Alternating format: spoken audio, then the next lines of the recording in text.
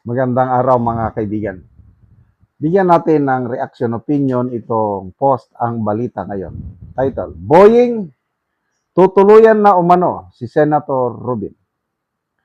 Ilalabas pa rin umano ng Office of the Ombudsman ang resolusyon sa reklamong obstruction of justice laban kay Senator Robin Padilla kahit hindi ito nagsumiti ng counter affidavit sa itinakdang deadline.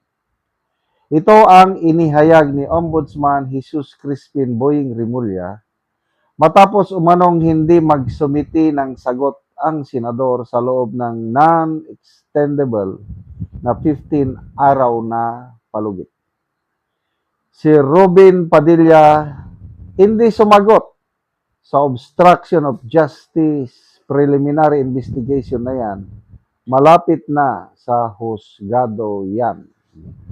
Ayon pa sa Ombudsman, hindi mapipigilan ng kawalan ng counter affidavit ang pagresolba sa reklamong isinampa laban sa kanya.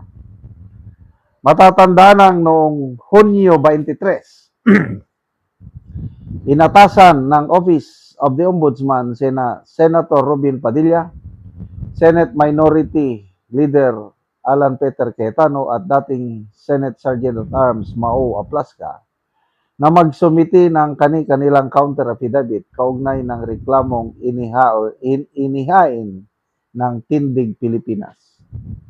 Nag-ugat ang reklamo sa aligasyon tumulong umano si Padilla sa paglabas ni Senator Ronald Bato de la Rosa sa Senado noong Mayo 14, 2026 upang maiwasan ang umano'y pag-aresto batay sa warrant ng International Criminal Court.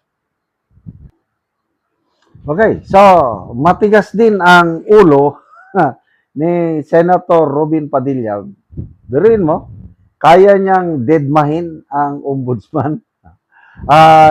Na-monitor ko, nabasa ko sa mga post, si Senator Alan Peter Cayetano nagsubmiti ng counter affidavit. Sa General Aplaska, nagsubmiti rin siya ng counter affidavit. So ito lang si Senator Robin Padilla ang hindi nagsubmiti. Ibig sabihin, matigas, palaban. Hindi siya natatakot kay Boying Rimulya. Kaya lalo akong bumibilib ngayon dito kay Senator Robin. Okay, ating himay-himayin.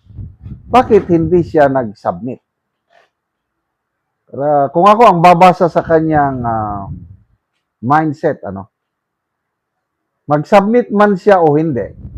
Opinion ko lang ito Kasi kung ako si Senator Robin, pagpalagay ko, kung magsasubmit ba ako is may babasura yung complaint. Parang hindi.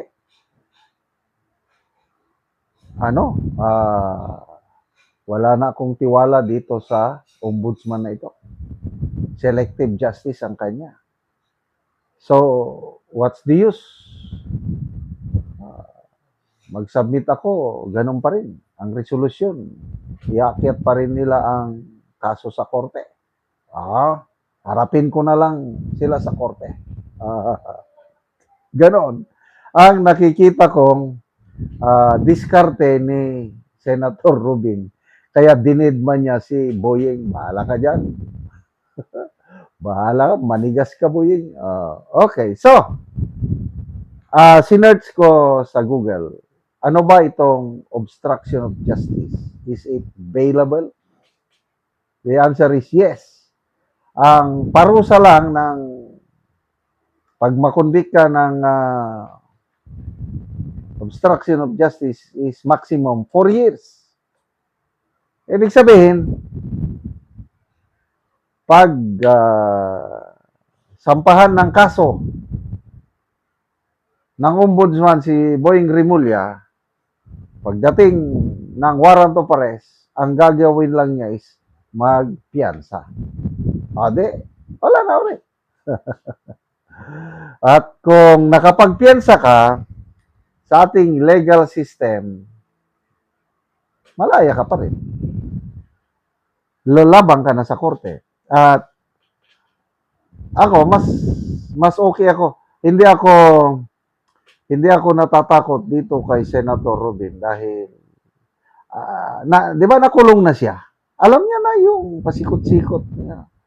Kaya ang labanan na lang, nakikita niya siguro na wala siyang kalaban-laban sa ombudsman dahil hindi patas ang ombudsman.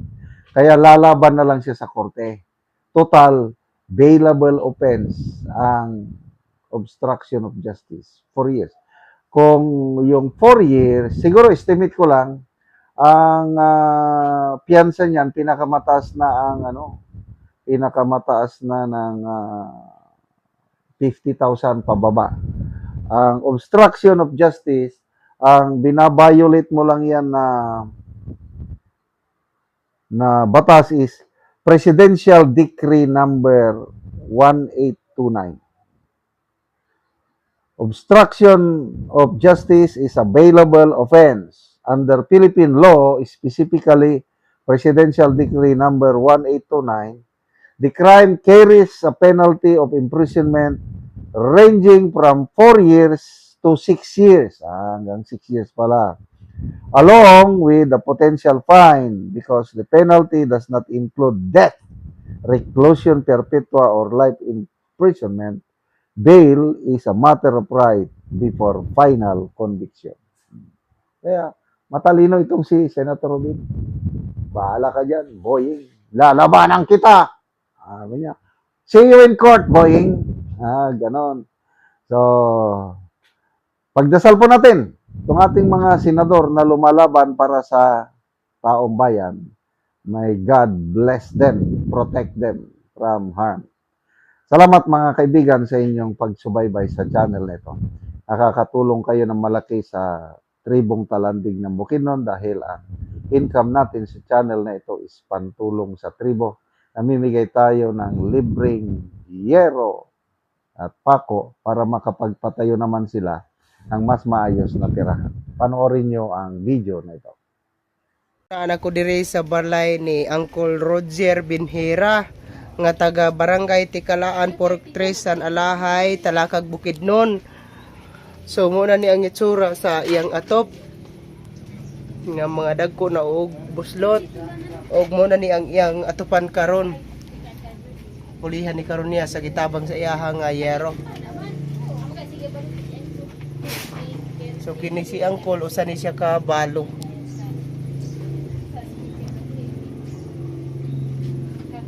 So muna ni ang iyang kahimtang. So muna ni ang gitabang yero nga 5 ka buok nga di 8 nga iyang ipuli sa iyang atop karon.